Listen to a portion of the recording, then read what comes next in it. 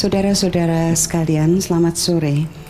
Grace tadi memperkenalkan saya kira terlalu besar dengan menyebut filsuf. Saya bukan filsuf, saya seorang dosen, itu saja. Yang filsuf itu punya sistem yang sangat besar, saya hanya mengajarkan dan sedikit berpendapat. Ketika panitia, teman-teman Gita yang menyelenggarakan acara ini mengirim email, dalam email itu dilampirkan, sebenarnya tidak dilampirkan karena email surat itu sendiri sudah berupa tuturan, memberikan beberapa contoh yang sangat menarik yang nanti akan saya angkat juga. Tetapi intinya adalah menawarkan saya untuk menyampaikan kuliah ini. Saya menyambut dengan segera, dengan gembira, dengan sukacita, karena saya sependapat dan setuju bahwa ada persoalan yang sangat serius yang kita hadapi, dan yang lebih memprihatinkan lagi, persoalan itu yang pelan-pelan akan membawa kita ke ruang yang sangat tertutup, ruang pemikiran yang sangat tertutup, yang kemudian akan menjadi pemujaan terhadap tafsir kita sendiri, pikiran kita sendiri. Dan ini terjadi di dunia akademi, di universitas, di perguruan tinggi, di sekolah, mulai dari tingkat sarjana sampai tingkat doktor sampai para profesor. Judulnya adalah ancaman terhadap ilmu pengetahuan. Saya ingin mulai dengan satu pernyataan. Ilmu pengetahuan tidak mengajarkan kepastian. Ilmu pengetahuan melatih akal budi untuk berani menyangsikan. Menyangsikan apa? Menyangsikan segala sesuatu, termasuk mempertanyakan iman.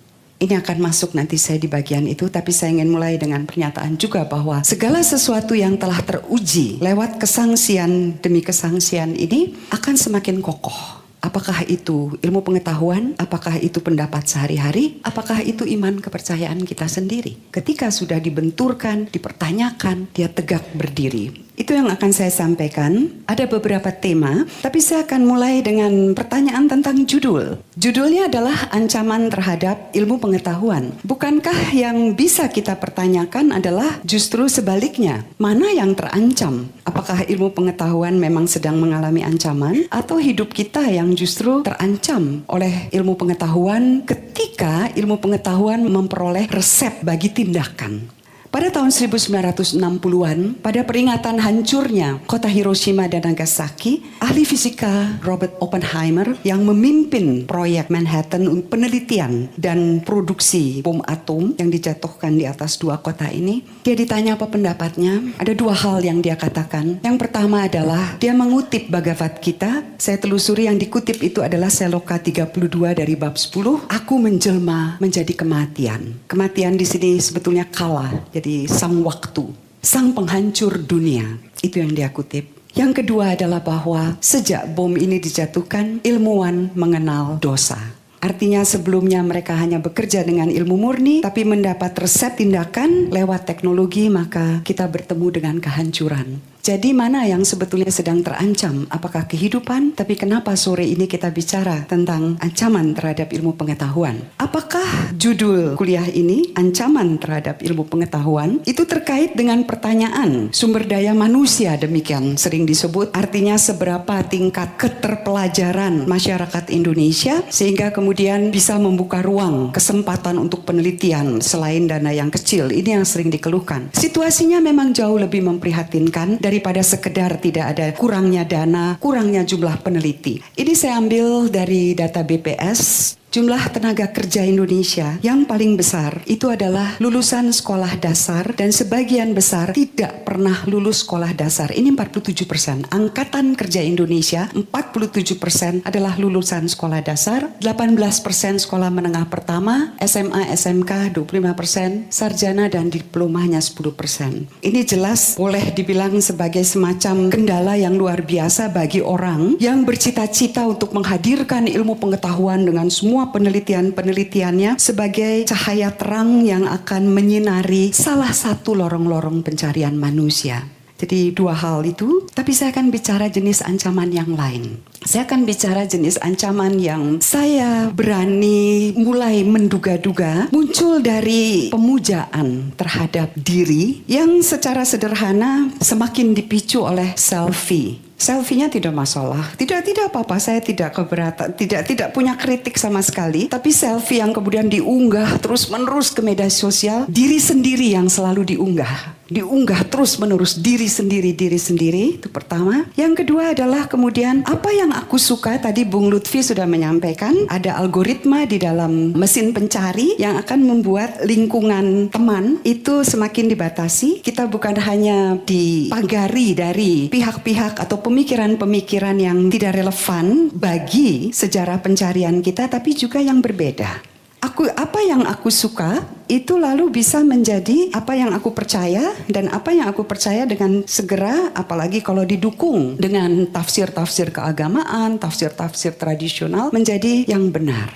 Jadi bukan bahwa karena benar kita percaya, tapi karena kita percaya apapun itu menjadi benar. Ini di satu sisi. Dan soal bahwa yang benar itu kan perlu didukung, tidak masalah. Fakta itu selalu bisa dicari. Fakta itu selalu bisa diciptakan. Saya minta maaf kepada Saudara Iwan Gayo yang bukunya saya karang ciptakan di sini. Jadi ada buku pintar seri junior, buku pintar seri senior, buku pintar seri Nusantara. Untuk kepentingan ini saya karang buku pintar seri fakta alternatif. Maka muncullah tafsir bahwa Borobudur peninggalan Nabi Sulaiman, kelompok bumi datar, Atlantis yang ada dalam cerita dimulai dengan Plato sebetulnya, dalam Republik itu mitos, ada di Indonesia. Apakah itu Gunung Padang atau di satu kawasan di selat di sini, Blue Energy, macam-macam. Ini semua bisa jadi fakta. Kita tahu bahwa istilah fakta alternatif muncul dari penasehat senior Donald Trump ketika didesak oleh wartawan mengapa juru bicara Gedung Putih berbohong tentang jumlah yang hadir pada saat inaugurasi Donald Trump sebagai presiden. Ketika terus didesak, dia mengatakan, kami kan menyampaikan fakta alternatif. Nah, itu. Jadi tidak ada dusta di dunia,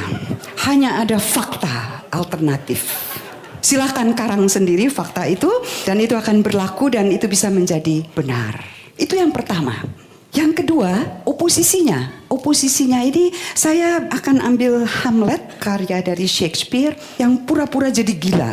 Dia mengeluh, tidak ada yang benar dan tidak ada yang salah. Semua bergantung pada pikiran kita. Artinya tidak ada acuan apapun. Pikiran kita mau ke kiri bisa mengatakan ini salah, tapi ketika pikiran kita ke kanan, hal yang sama kita katakan benar. Relativisme. Dua hal ini yang akan tidak memungkinkan ilmu pengetahuan itu berkembang. Jadi mudah-mudahan saya bisa menyampaikan dengan cukup jernih dan kita bisa berdiskusi sesudah itu. Apa yang aku percaya bisa menjadi benar, dan bisa saja segala sesuatu itu menjadi benar. Ilmu pengetahuan bukan soal percaya atau tidak percaya. Anda percaya tidak teori evolusi? Ngangguk percaya, ya. Anda percaya tidak bahwa kalau saya jatuhkan ini, saya tidak berani jatuhkan nanti pecah. Tapi Anda tahu kalau saya jatuhkan dia akan tidak melayang-layang di udara, akan jatuh. Anda percaya gravitasi? Anda percaya. Kenapa Anda percaya? Ada buktinya ini jatuh. Tapi saya bisa mengatakan ini bukan gravitasi karena ruangnya melengkung. Teori relativitas. Jadi ilmu bukan soal percaya atau tidak percaya. Bukan soal saya suka atau tidak suka. Pada mulanya ketika seorang ilmuwan mengembangkan teorinya, tidak jarang dia tidak suka. Saya memberi contoh Johannes Kepler, seorang ahli astronomi, tidak suka dengan penemuannya berdasarkan data astronomi. Jadi bukan mengarang, tapi berdasarkan data astronomi, dia temukan bahwa planet tidak bergerak dalam lingkaran. Padahal lingkaran itu adalah bentuk sempurna. Karena selama berabad-abad sampai lahir agama-agama monoteis, itu diyakini bahwa benda-benda langit adalah benda-benda ilahiyah. Dan dalam argumen para filsuf, gerak paling sempurna adalah gerak lingkaran. Maka gerak yang sempurna adalah gerak yang alami bagi benda-benda ilahiyah. Termasuk Kopernikus. Jadi terlepas dari revolusi yang dia bawa, dia masih berpegang pada fisika Aristoteles. Tapi Kepler menemukan tidak. 8 tahun dia bekerja dengan data, memohon kepada pembaca supaya tidak bosan membaca tulisannya yang penuh dengan perhitungan matematis. Kasihanilah aku karena aku telah menghitung selama 7 tahun. Dia tulis Astronomia Nova bukunya. Dia dituduh oleh Longomontanus, seorang ahli astronomi, seorang teolog juga, jangan merusak tata langit karena mengubah bentuk itu. Jangan main-main dengan bentuk elips. Kepler merasa tersinggung dan marah besar. Bagaimana mungkin aku yang mempersembahkan seluruh karyaku bagi sang arsitek dunia yang begitu agung, di dalam karyanya Mysterium Cosmographicum, kok dituduh mau mencemari karya ciptaan dengan kotoran kuda, istilahnya itu. Marah sekali Kepler, dan dia berusaha selama 8 tahun itu mau mencocokkan satu data, dan kalau Anda mau tahu datanya, itu hanya 8 menit busur perbedaan antara teori bahwa orbit melingkar dengan data yang dia punya, bedanya 8 menit busur. Berapa itu 8 menit busur? Kalau Anda rentangkan tangan Anda seperti ini, itu langit bintang-bintang. Anda taruh begini, kelingking ini kira-kira 1 cm sampai 1,2 cm kalau kelingkingnya besar, taruh di langit. Maka kelingking ini akan mencakup wilayah 1 derajat. 1 derajat itu 60 menit. Jadi 1 menit busur itu hanya 1 mm. Yang membuat Kepler sengsara selama 8 tahun adalah selisih data fakta sebesar 1 mm kalau di langit. Tapi dia tidak bisa mengabaikan itu. Maka saya kutip apa yang dia katakan di sini, sangat menarik. Kebenaran yang aku tolak dan aku buang jauh-jauh selama 8 tahun itu menyelinap secara sembunyi-sembunyi dari pintu belakang dengan berkedok. Artinya apapun yang dia coba, fakta itu tidak bisa dihilangkan. Dia selalu muncul, selalu muncul. Maka Kepler tunduk kepada fakta, dan dari situ dia yang begitu percaya alam semesta begitu harmonis, melahirkan musik langit dan sebagainya. Tetapi dia mengajarkan kita, para astronom, kita semua yang belajar di sekolah, bidang apapun, untuk setia kepada fakta. Itu yang kita belajar. Tentu saja fakta akan ditafsirkan menurut teori, tapi intinya apa yang ada di dunia, apa yang real, sulit untuk disembunyikan pada akhirnya. Saya ketemu t-shirt ini, science is not an alternative fact. Science adalah fakta, bekerja dengan fakta. Seringkali kesetiaan kepada fakta ini kemudian melahirkan pandangan bahwa science itu dogmatik. Seakan-akan sains tidak mengakui realitas metafisis, seakan-akan tidak mengakui ada dunia supernatural, adi duniawi, wujud-wujud di luar, gejala-gejala yang bisa diamati, yang bisa diukur. Itu seringkali muncul. Kita akan bicara tentang batas ilmu pengetahuan. Tapi sebelum sampai ke situ, saya ingin berangkat lagi dari mengapa fakta ini begitu penting. Fakta itu kemudian melahirkan hukum-hukum deskripsi. Kita tidak usah bicara tentang detail tentang hukum-hukum sains, tapi deskripsi tentang gejala. Tapi deskripsi itu tidak menjelaskan mengapa. Para ahli ilmu pengetahuan ingin tahu mengapa suatu gejala itu muncul. Kita ambil contoh sederhana, ada pohon tumbang di hutan Kalimantan. Kita ada di situ, kita mengamati, maka dia menjadi bagian dari pengalaman empiris kita. Tapi bisa saja pohon itu tumbang tapi tidak ada seorang pun yang mengamati. Apakah lalu kita katakan peristiwa itu tidak terjadi? Maka ada lapisan aktual. Peristiwa aktual yang terjadi tapi tidak ada yang mengamati. Ilmu pengetahuan mau masuk ke apa yang menyebabkan pohon itu tumbang. Pertanyaan, mengapa? Dan mengapa ini yang menimbulkan perdebatan luar biasa? Saya ambil contoh, anak remaja itu senang makan es krim, atau makan coklat, atau makan apa saja. Anak remaja banyak yang wajahnya berjerawat. Karena makan es krim atau makan coklat, maka berjerawat. Jadi jangan makan es krim, anak remaja jangan makan coklat karena nanti berjerawat. Yang kita lupa bahwa ada banyak penyebab jerawat, hormon, dan lain-lain. Jadi rancu antara kausalitas sebab akibat, antara asosiasi, kebetulan saja, atau salah data.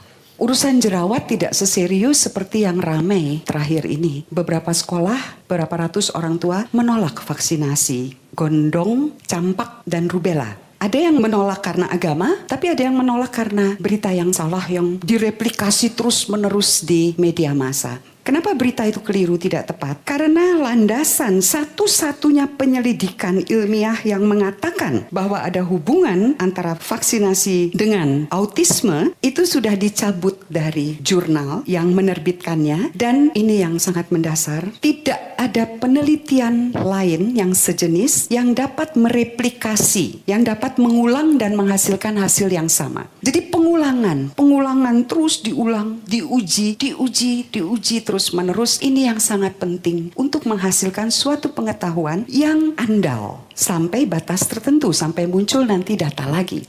Tentu urusan jerawat tidak seserius urusan vaksin. Bahkan ada satu kampanye yang beredar luas di internet. Tapi ini bukan karena kausalitas yang kekurangan data itu sebetulnya antara vaksin dengan autisme. Tetapi karena Anda bisa duga karena mengandung unsur haram katanya. Jadi, nah ini yang beredar, artinya kerumitan hubungan-hubungan data di dalam ilmu pengetahuan seringkali melahirkan kesimpulan yang gampangan, yang keliru, tapi direplikasi terus-menerus. Dalam konteks ini menarik ketika panitia Gita mengirim saya sebuah undangan dengan contoh penelitian yang sangat mengharukan dari seorang siswa sekolah menengah. Mengapa mengharukan? Karena siswa ini mencoba untuk menguji apakah kecambah kacang hijau yang kemudian ditaruh di media tertentu, disirami dengan air, ditaruh di bawah sinar matahari, intinya dari kecambah mau jadi toge begitu. Akan tumbuh dari kacang hijau. Itu akan menjadi lebih cepat pertumbuhannya kalau dibacakan Al-Quran, ayat-ayat Al-Quran. Hasilnya positif, betul. Kesimpulannya menarik, hasilnya positif, dibacakan Al-Quran, maka tumbuhnya lebih cepat. Sarannya saya bacakan, jika ingin mendapatkan pertumbuhan yang lebih baik terhadap sebuah tanaman, terutama kacang hijau, maka bacakanlah Al-Quran. Karena memang Al-Quran mampu memberikan pengaruh terhadap pertumbuhan tanaman, sama saja seperti pengaruh Al-Quran terhadap manusia. Karena memang Al-Quranlah nikmat untuk seluruh makhluk ciptaannya dan alam semesta. Jadi ada kalimat bersyarat, jika dan maka, dan ada yang menarik dari kalimat ini. Ada yang menarik adalah bahwa ada gerak dari fakta eksperimen ke upaya menjelaskan. Ini dalam sains ini mau membangun teori. Nah, dalam hal ini teorinya kembali ke pernyataan si siswa. Jadi teori menjelaskan mengapa yang tadi saya katakan. Nah, eksperimen ini mengharukan persis karena kesan kuat bahwa si siswa ini mau melakukan penelitian yang baik secara ilmiah, sekaligus mau menunjukkan yang didorong oleh motivasi yang sangat luhur, kekuatan dari kitab suci. Saya tidak memasalahkan itu dan tidak perlu dipermasalahkan. Tetapi pokok yang tidak disampaikan kepada si siswa, dan ini adalah tugas seorang guru pembimbing atau dosen pembimbing, adalah bahwa kepercayaan, motivasi, betapapun luhurnya tidak boleh masuk menjadi penjelasan. Apakah dalam dunia sains ini tidak terjadi? Oh, terjadi. Ilmu pengetahuan yang menghasilkan justifikasi terhadap rasisme. Antropologi itu banyak sekali. Motivasi rasis melahirkan suatu kesimpulan. Jadi implikasinya bisa sangat berbahaya. Pertimbangan ini tentu saja terlalu berat untuk menilai karya siswa SMA. Saya tidak bermaksud demikian, tetapi wajar kalau saya pakai untuk karya mahasiswa. Sebagian besar ada mahasiswa di sini, wajar. Karena mahasiswa sudah pada tingkat betul-betul mau berlatih cara berpikir yang runtun, sistematis, dan penjelasannya itu bisa dilihat hubungannya asosiatif, kausalitas, dan sebagainya. Maka saya akan masuk ke penelitian berikutnya ini yang saya perlihatkan di sini. Jadi rupanya meneliti bagaimana suara bisa mempengaruhi pertumbuhan tanaman itu sangat populer di banyak tempat di dunia, mulai dari lomba ilmiah remaja sampai lembaga penelitian itu melakukan itu. Nah, yang di tingkat mahasiswa ini menarik karena dia menyuguhkan suara yang berbeda-beda. Jadi orang mengaji itu hanya salah satunya. Ada musik klasik, ada musik dangdut, ada musik rock, dan ada orang mengaji. Ada dua penelitian, satu di Jawa Tengah, satu di Jawa Timur. Kesimpulannya positif, bahwa kalau diperdengarkan musik pertumbuhan lebih cepat, tapi yang mana yang pertumbuhannya paling cepat adalah yang dibacakan ayat-ayat Al-Quran. Mengaji murotal Quran, dan yang satu orang mengaji yang sangat indah lantunannya itu. Hasilnya positif. 3 penelitian dengan hasil positif tentu menggembirakan. Bagi sains ini pengulangan, diulang dan ternyata positif. Yang menarik dari mahasiswa ini kesimpulannya adalah bahwa frekuensi berbeda menimbulkan perubahan yang berbeda pada laju pertumbuhan tanaman. Sampai situ, oke, tidak masalah. Yang membuat saya kemudian bertanya-tanya adalah ketika dia menyimpulkan bahwa yang paling laju pertumbuhannya adalah yang dibacakan, bukan dibacakan, dilantunkan dengan indah ayat-ayat Al-Quran. Yang klasik tidak, yang dangdut lebih rendah lagi, yang rock itu hampir tidak ada pertumbuhan.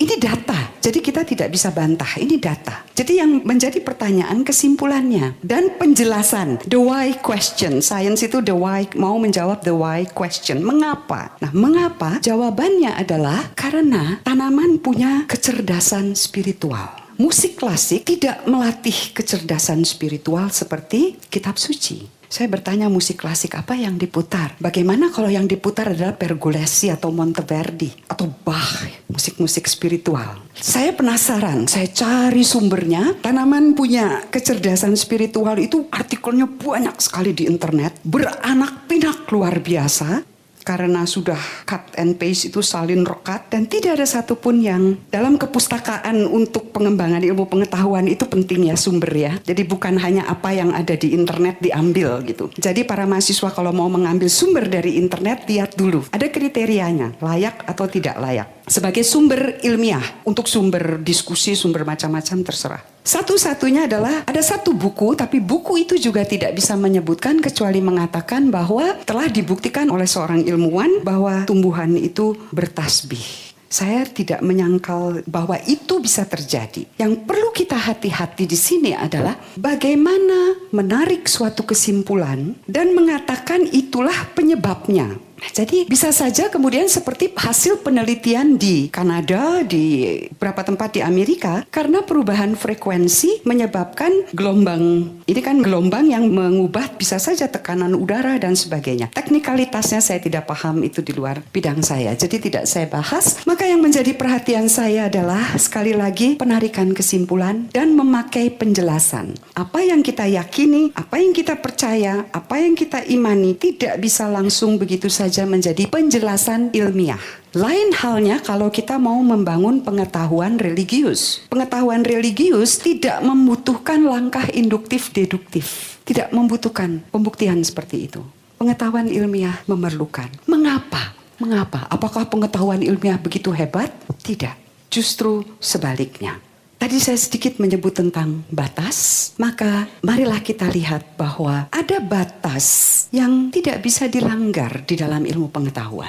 Antara realitas yang sangat besar yang kita tidak tahu batasnya di mana. Ini lampunya agak terang jadi tidak terlihat. Saya mencoba membuat tidak kelihatan, tapi mau menunjukkan bahwa ini ada realitas yang tidak kita tahu di mana batasnya. Tapi batas metode ilmiah itu ada di sini. Ini batas metode ilmiah. Ada kesepakatan tidak tertulis dan ini yang mau saya sampaikan. Jadi dua contoh tadi bukan untuk melecehkan dan bukan untuk mengecilkan hati supaya kaum muda tidak melakukan penelitian. Tidak sama sekali. Yang mau saya sampaikan adalah bahwa ada panduan tidak tertulis bahwa sains hanya bekerja pada dunia di dalam batas ruang waktu.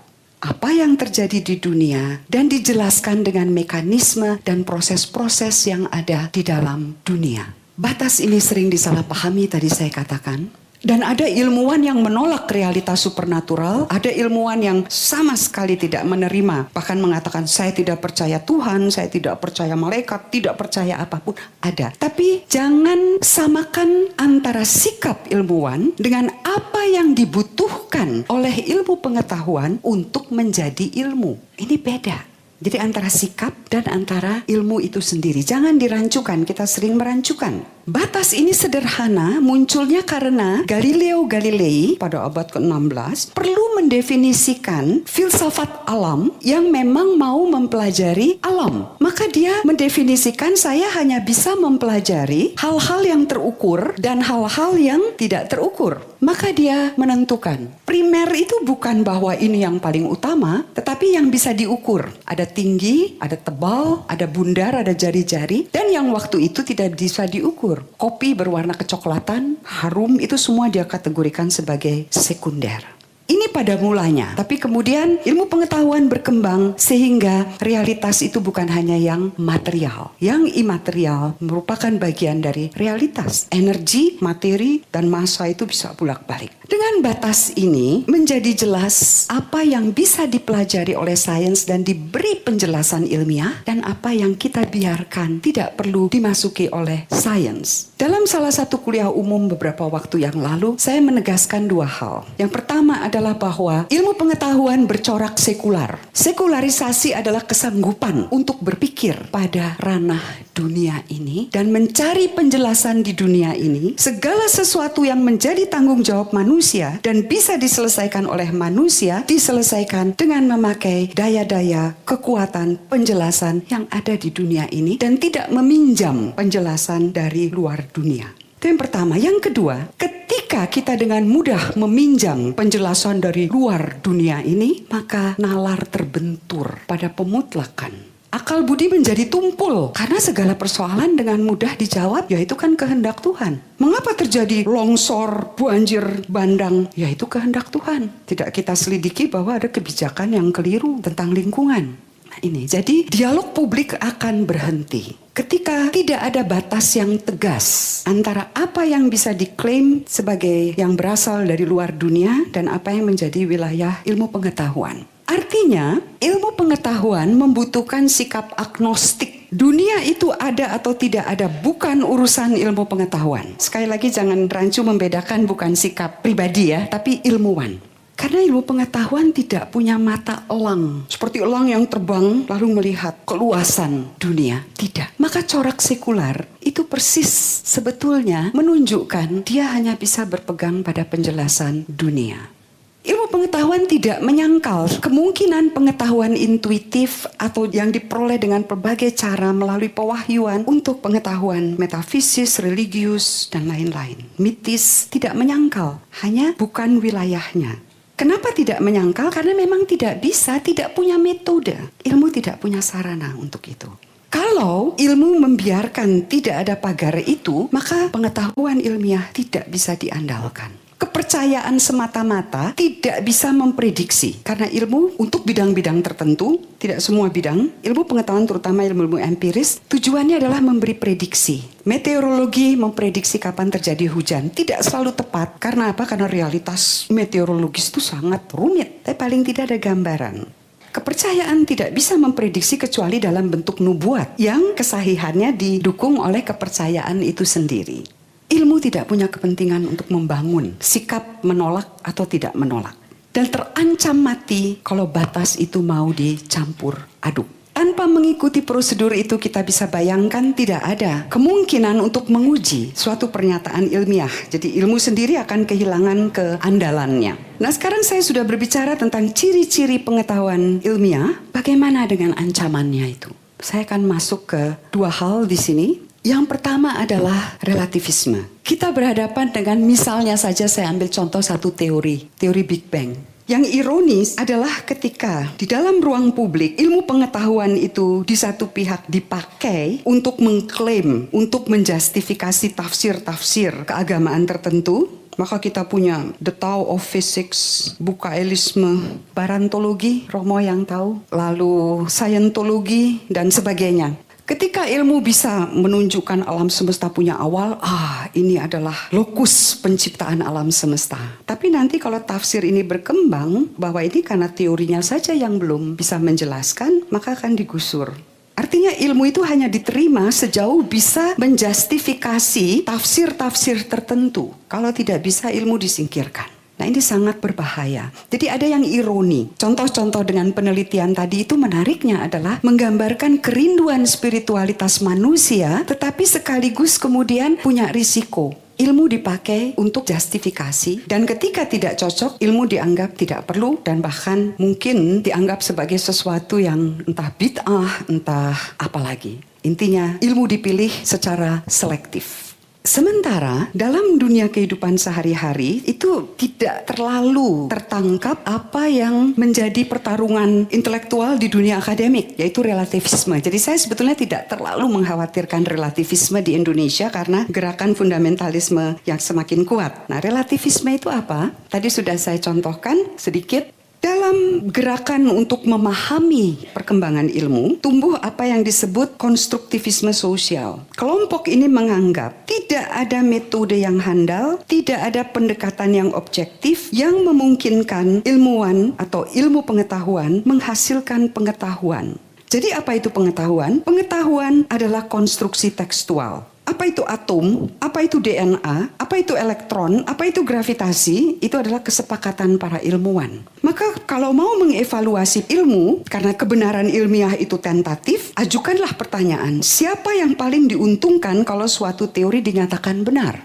kapitalisme, agama tertentu, ideologi tertentu. Jadi intinya konstruktivisme sosial yang dasarnya adalah relativisme ini, bahwa tidak ada satu kebenaran, ada banyak kebenaran, menganggap bahwa ilmu adalah kesepakatan para ilmuwan sampai titik tertentu, ya betul, tetapi bahwa apa yang dihasilkan oleh ilmu semata-mata adalah konstruksi tekstual, bagi saya menimbulkan bukan hanya pertanyaan tapi tantangan terhadap rasa kemanusiaan saya.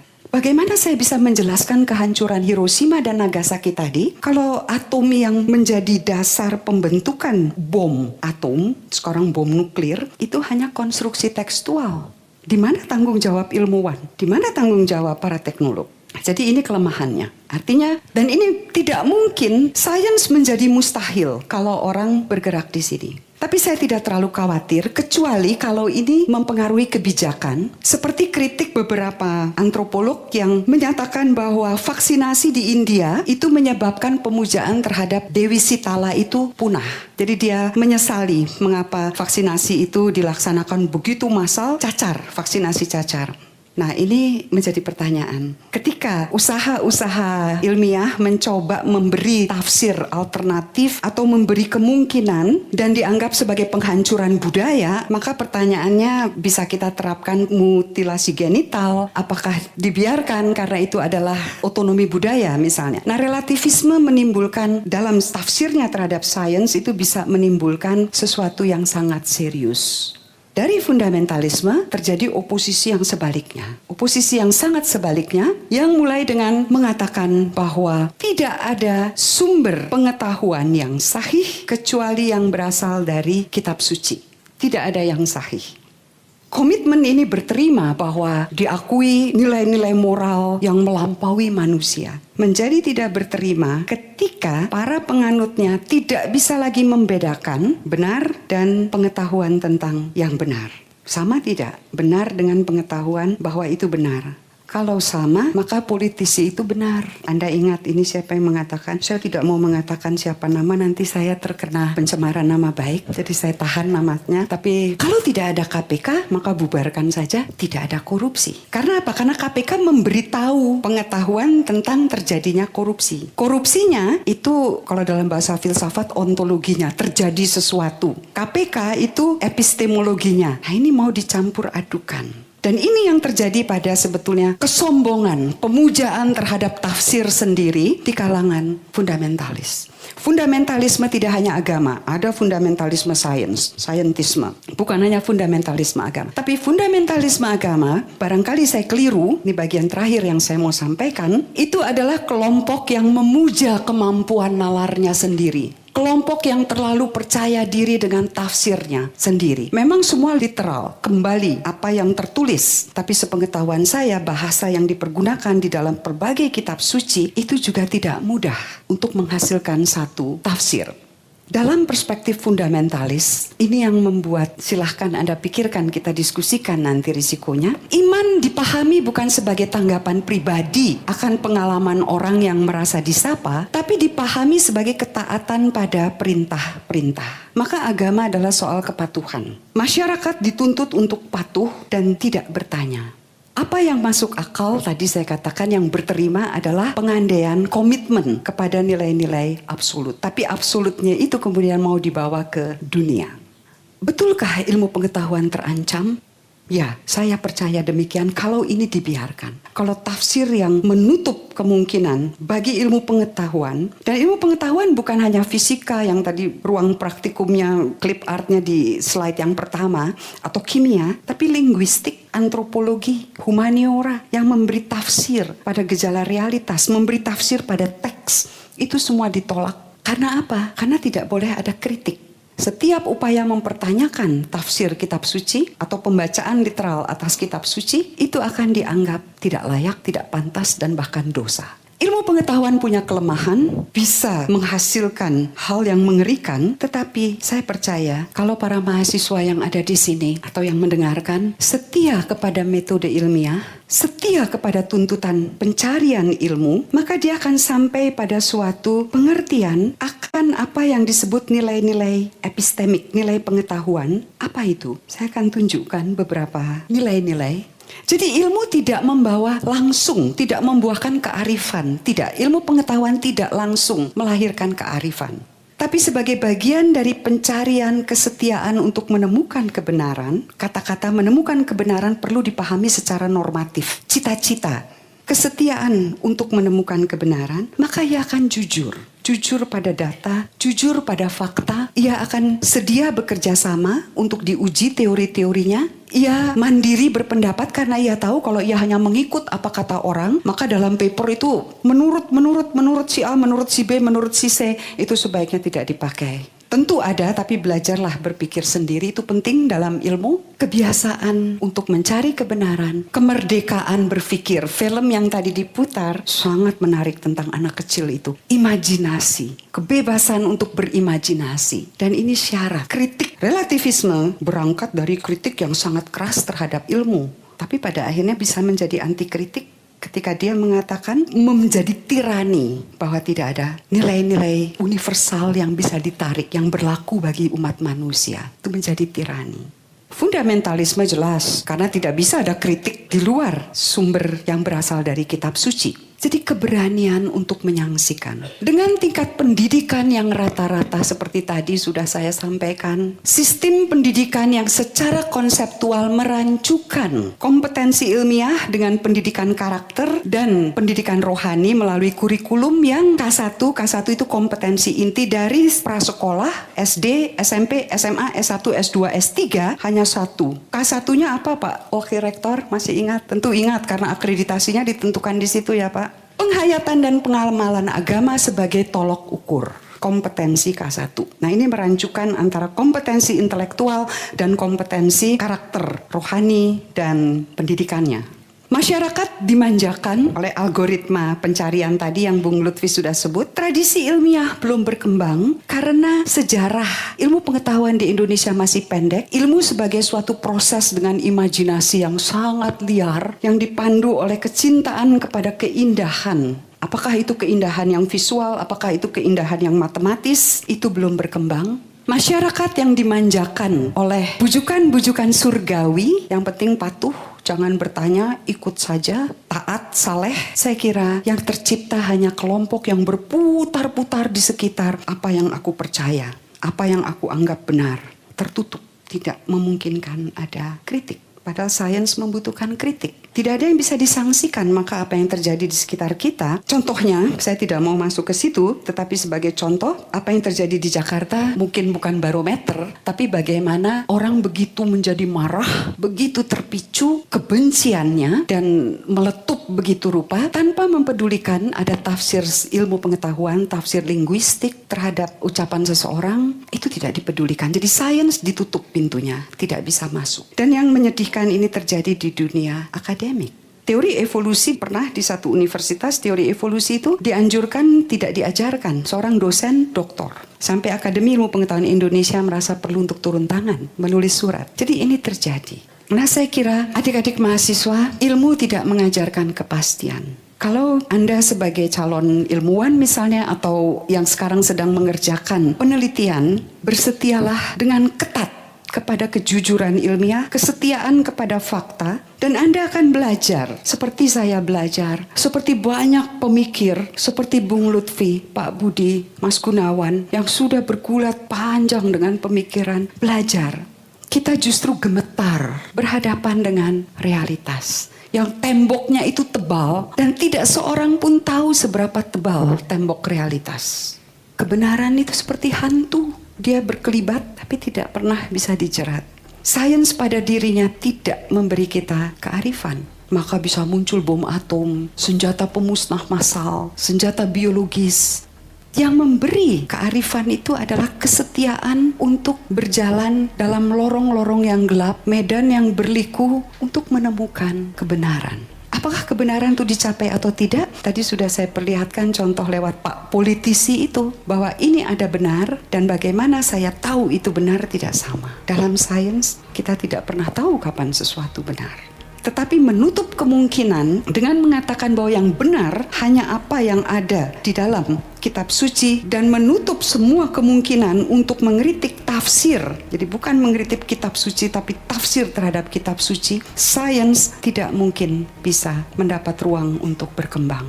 Karena kebenaran ilmiah akan dinilai oleh kebenaran religius. Dan ini sudah terjadi pada abad pertengahan. Kebenaran religius tidak punya langkah metodologis untuk menguji kebenaran ilmiah. Nah, jadi kita berhadapan dengan situasi yang sangat serius sebetulnya di sini. Karena ketidaksediaan untuk dikritik itu sudah merembes, masuk pelan-pelan dan terus bergerak di dunia pendidikan, di dunia akademik. Dan kalau kita tidak hati-hati masuk ke dalam kebijakan, kita sudah mengalami cermat-cermatlah, tidak semua cermat, tidak semua orang cermat, karena di perguruan tinggi yang sering dipakai adalah nalar. Nalar hanya bisa menarik kesimpulan logis, tapi nalar bukan proses berpikir. Kembangkanlah akal budi Anda, berpikirlah. Berpikir melibatkan ingatan, melibatkan memori, melibatkan pertimbangan moral, melibatkan pertimbangan masa lalu, masa kini, dan masa depan. Itu proses berpikir. Bukan hanya menarik kesimpulan logis. Maka tidak heran di universitas kebanyakan yang sangat kaku pemikirannya, yang sangat patuh pada tafsir literer kitab suci adalah ahli-ahli dari bidang ilmu-ilmu alam atau teknologi, karena berpikirnya nalar hitam putih, nalarnya hitam putih. Nah, jadi inilah tantangan kita ke depan. Apakah Anda akan membiarkan ini? Karena ada kelompok yang bersiaga menyerang siapa saja yang mencoba membuka ketertutupan ini. Dan kita belum punya tradisi keilmuan di Indonesia. Atau ilmu akan dikembangkan sesuai dengan kepentingan itu. Di luar itu tidak bisa. Jadi selektif. Terima kasih, kita berdiskusi.